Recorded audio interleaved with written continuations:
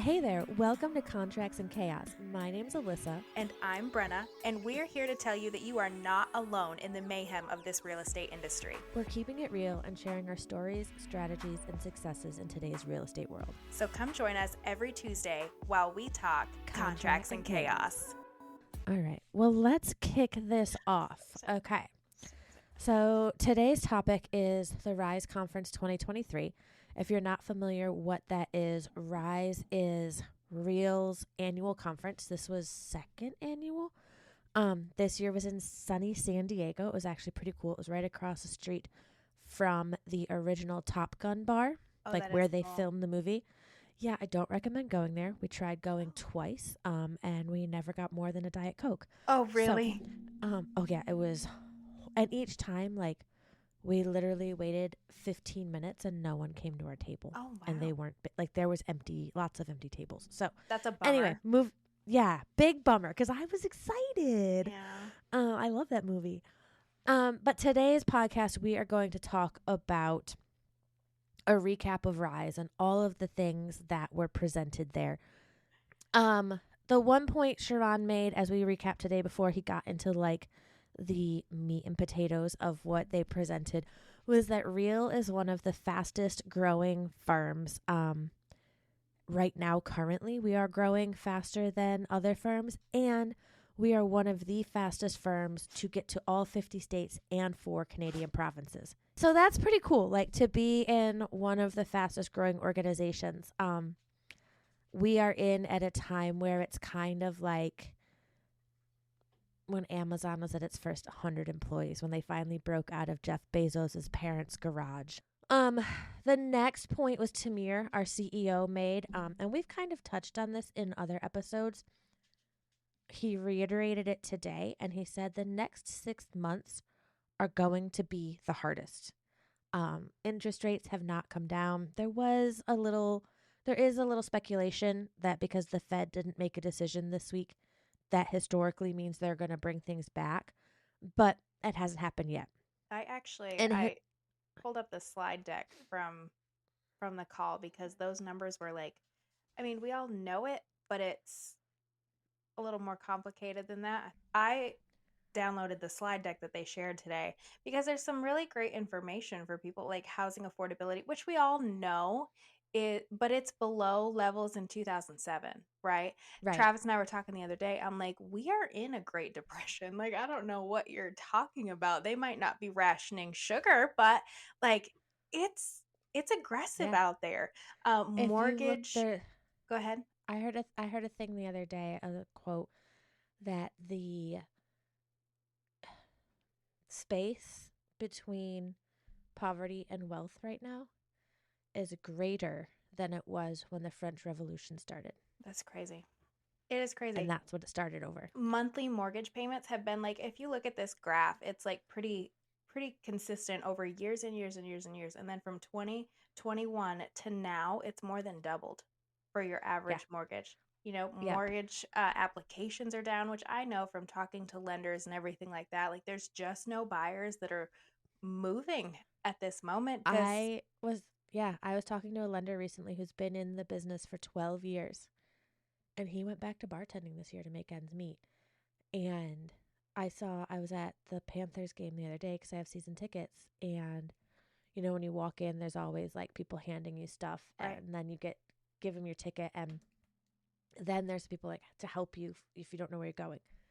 And I saw a lender standing there. And I was like, okay.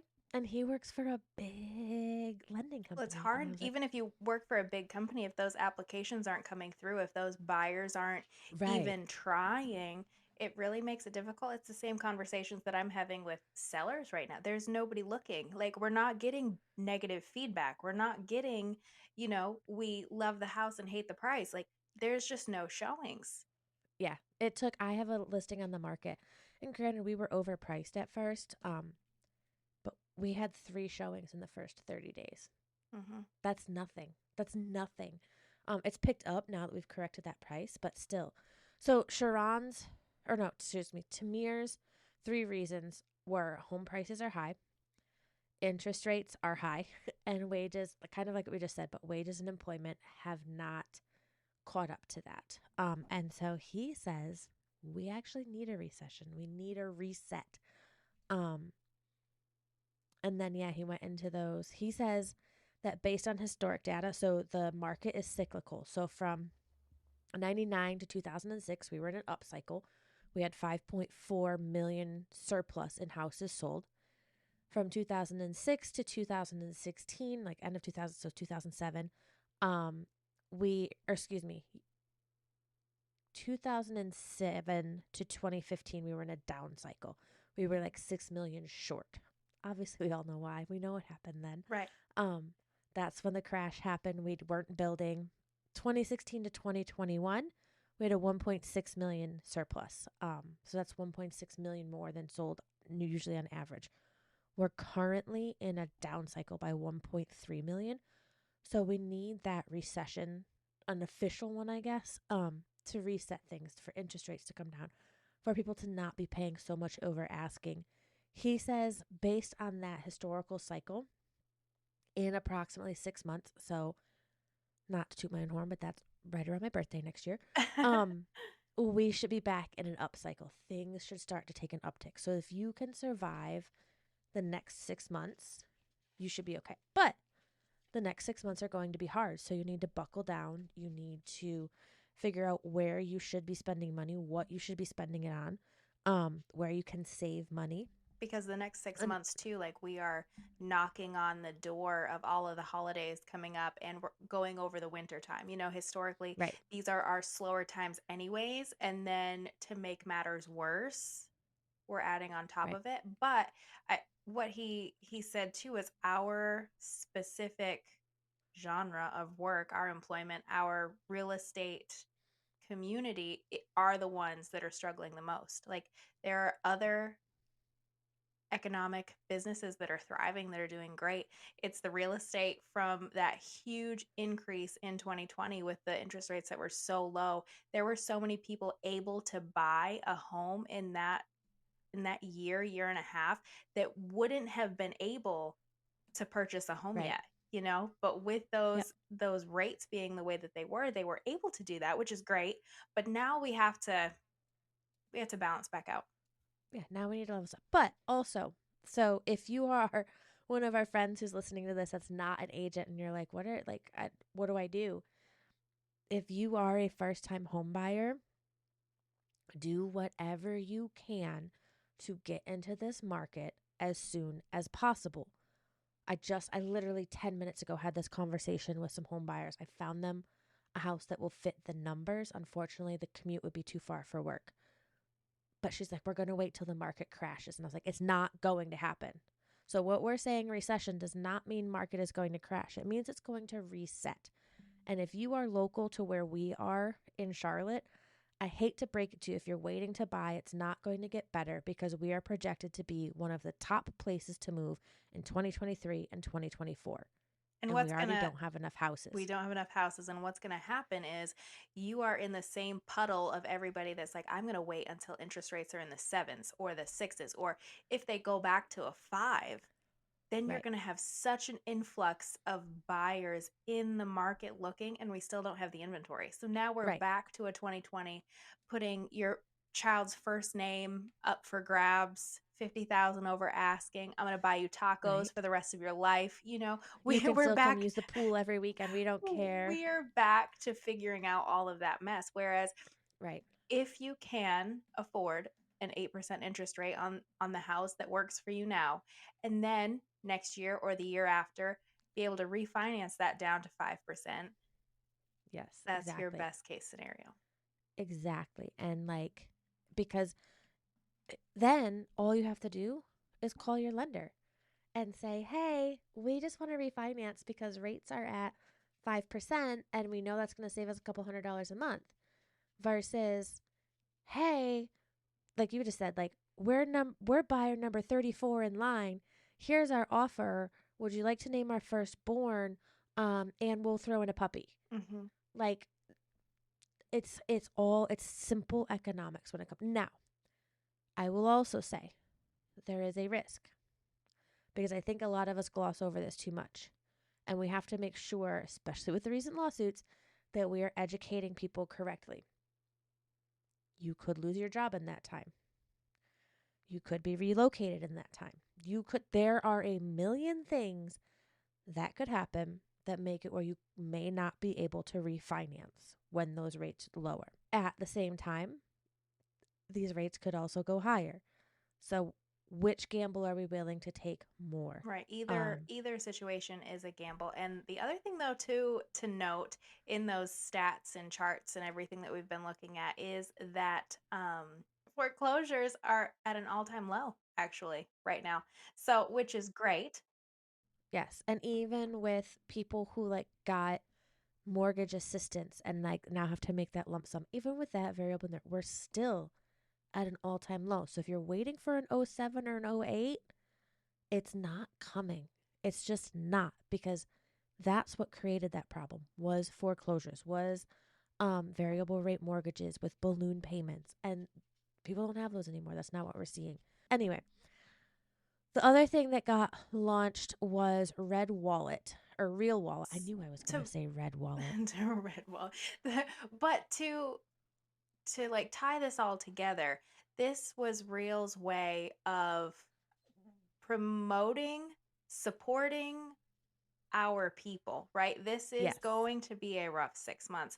And the most important thing to me at Real is like how they change and adjust to make our lives more successful and easier, not like batten down the hatches and say, oh gosh, the monthly rate's going up. It's, you know what I mean? Like, buckle Right. up. They're like, hey, we're rolling out X, Y, Z, and this is going to make sure that all of us get through this next 6 months together, and we are going to be better on the other side because of it. Exactly. So Real Wallet is when you get paid right now, like a commission gets paid out, it comes obviously from that other firm to ours, and then Real pays you after they take their split. Instead, what this is going to do is Real Wallet will be like Real will be a bank. So it will go into your wallet. It will gain interest if you let it sit there. They're working on making that happen. And then you will have a debit card that you can use as a regular debit card anywhere you would normally use one. Now you're probably wondering, like, okay, well, what's so special about that? One, we're the first firm to do something like this. No other firm has this. Two, when you use that debit card, you will earn points, just like you would like with a regular debit card or credit card. But instead of getting things like flights or cash back, or my mom through her bank, and I didn't ask her how because I think we have the same bank, gets like Target gift cards and things. I don't know how she Love does it. that. Right? She's always like, whenever we go to Target, she's like, oh, I've got this. And I'm like, no, Mom, I've got it. She's like, no, no, no, the bank sent me gift cards. And I'm like, all right, fine, whatever. But these points you will use to offset your brokerage fees. So eventually, you could be paying nothing to Real other than like your commission split. Um, but by using these points. So it's going to, by using the wallet and using that debit card, you're actually going to keep more money because as you earn those points, you pay less. They are also going to roll out with this Real Wallet a credit card. And the credit line is based on your production, your rev share, how much value you have with the company. It's not based on your credit score. And same thing. This you as you use it, you will earn points to offset your brokerage fees, and then you can pay the bill out of your wallet. Both of these are FDIC insured, so it's gonna be just like a bank, but it gives you a little more flexibility, and it's going to put money back in your pocket because you won't, as the more you use it, you won't have fees eventually. The credit card one is super cool too because it's like having a line of credit for your business, which Yeah. is in our industry. I'm not sure that many people utilize or have that available. I know it's hard to get a business line of credit like that, but having that, and it's based off, like you said, like your production. Like they say, Brenna has traditionally sold this many properties. She's got this many agents in her like all of these things that they're like projecting my production essentially and giving me a line of credit based on my history as a producing agent. Exactly. Like that's amazing because some of us, let's be honest, come into this business out of corporate America. We give up that corporate paycheck and sometimes we get a little behind on things and our credit isn't the greatest. So this gives you a leg up. Or like the way I thought about it is if you're a team lead and say you want to give your team part of your thing is like, oh, you get $100 a month to spend on marketing or farming or whatnot. Like we'll pay you, we'll give you that. Okay, well now just give them a team credit card, and it's not attached to like Discover or Mastercard, and it builds points for your team, so you stop paying like. I know, how cool is that It, going to be? it's So cool. so exciting. Like, And in the chat today, they said that it's going to be compatible with Apple Wallet and Google Pay and all of that stuff too. I saw that's that. super exciting. Yeah, that's like so exciting to me. And for those of you who are like, I don't want to let them handle all my money, you don't have to use it. You can still It's have your direct commission transfer. Yeah. roll into your bank account like it normally does. This is just a really cool option. I think it's awesome. And that is option. That's the key word here, I think. Like, there are people who don't want the bells and whistles and want to run their business and do transactions and live strictly off commission. But having those options opens up a whole different world for people if they choose it. If not, great. This isn't a Right. forced, this is what we're implementing and you're on board now. This is a, hey, we came up with this. Here you go. Let us know if you love it. Okay. The next one, tools for tech for a smooth business with Pratesh. And if you've ever met Pratesh or seen his presentations or even his Instagram handle, he wants you to forget him. He wants everything he does to run so smoothly and be so amazing that you never have to call him for help. So, if you're in Reel, we use Reel Zen. It's our all in one app website. Your transactions are in there. Our academy for training is in there. I mean, everything you need in Reel is in one website or one app. You can literally run your entire business from that. Pratesh blew it out of the water on this one, in my opinion. So one of them is RevShare Insights. And I think the best way to describe it is it's a dashboard and it has all the graphs and all the charts and you can see everything. And if you've ever worked with Salesforce, which was like my main tool when I worked in telecom, um, it's just like that. So it tracks all of your transactions the way it would have tracked your projects in Salesforce. This is my favorite part. It will also show you your missed opportunities. So, I thought that that was to cool. me, I was like, oh, I really did. Because okay. that, as a visual person, like if you're not, following up or all of those things, you're like, oh, wow, I really let go of $4,500.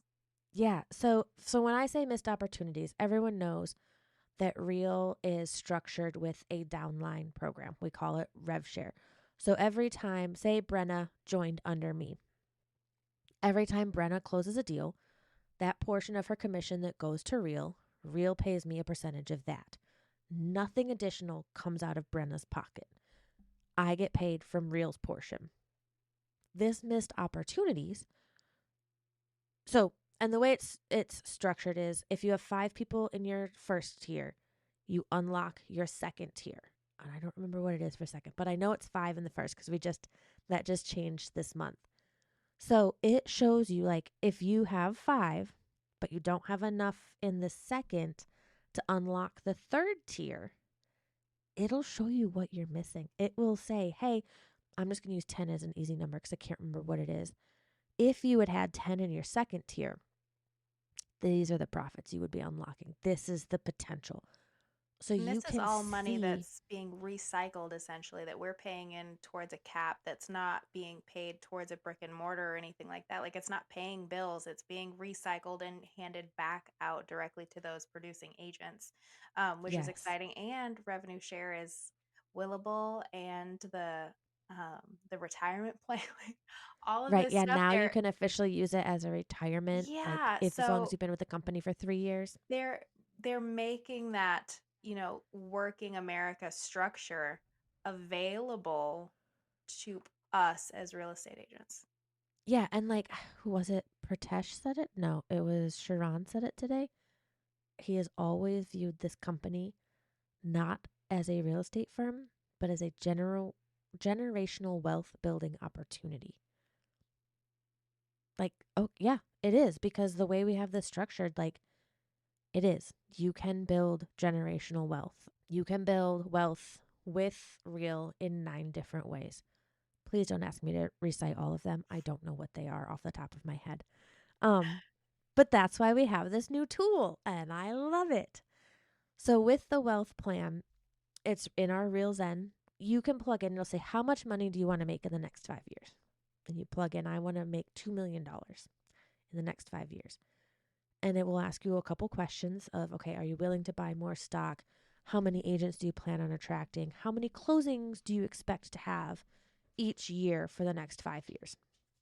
And you plug it in, and it spits out this beautiful dashboard of, this is how it's going to work. And you can see it. Just gives us an opportunity to not have to work commission check to commission check and actually build something that we can borrow against as, a 401k type thing, or cash in to buy another investment property, or whatever the case may be. However your business and your family is oriented, just gives you more options than saying, well, I would love to buy this for my business, and right now I have to wait until closing day. It also helps you figure out what to put your focus on the next 5 years, because maybe transactions aren't where you need to make the focus. Maybe if you get that downline, or you can set it up. I have mine set up that every time I close something, a certain percentage of my commission buys stock in the company for me. I don't have to think about it. It just happens. And that's nice, because I did walk away from a traditional 401k where I had it set up that 10% or whatever every week went into my 401k, and it was there, and I didn't worry about it, and I just knew what my paycheck was. So to me, that's kind of similar. And having that dashboard, the wealth plan builder, not only as an agent here is amazing, but being able to use that to show agents who are interested in our firm, hey, this is how you can make it happen. And here's how you could potentially become a millionaire or build whatever level of wealth you want. Mm-hmm. It makes it easier for me. And because everyone has a different idea of what they want from this company. And B, I think makes it easier to consume for people who aren't in the company. I'm in love with that. Was the one where I was like, oh, that brought me out of my seat. The other cool thing, and other firms have this, but I think it's really cool, and I think it's going to elevate our client experience, is the One Real app. But this is an app for our clients. I believe your former firm has something similar, right? Similar, yes. Yeah. So the One Real app is, yep, there it is. It's right there. There's the One Real app. Is for client basing for our clients, and it will walk them through their transaction. So Real has 2 other companies that we own, Real Mortgage and Real Title. Real Title's not launched in every state yet. I know it's coming to the Carolinas by the end of the year, because I met with them at Rise, and I was like, I don't, like, why do I need you? I have attorneys and title. I wasn't understanding. It's coming here by the end of this year? Yes. Yeah, I know that they're licensed. It just hasn't been launched yet. Yes, it's going to be launched. They're working on partnering with local attorneys, because we will still need local attorneys. But this One Real app will show them all 3 variables. If they want to use Real Mortgage, it'll show them where they're at in the process of the approval and all the documents for that for closing. If they want to use Real Title for the title search, it will show them where we're at in that process. And then it will also show them, okay, where are we at with documentation from realtors? So that our clients buying and selling, they don't have to ask us questions. And not that they can't, not that I don't want them to, but if they're like me and they wake up at 3 a.m. and they can't fall back asleep, now I'm not going to get that 3 a.m. text message. It's a peace of mind. It's easy access. It's clear communication for everyone on every level. That's really exciting. I'm excited to see how that works. I may I wonder if you can set up like a test client. I'll send it to my mom. I use my mom to test everything. I Because use if my she can't sister. yeah, like if she can't figure it out, then but I'm really excited about that. I'm really excited. The listing presentation book. So Sharon was a realtor for a long time.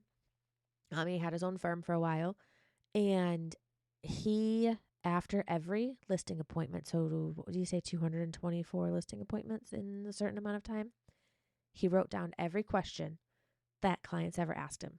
And then he took the 10 most common questions and turned them into a listing presentation. So literally, if you use this book, they don't have a chance to ask you the questions because you've already answered them.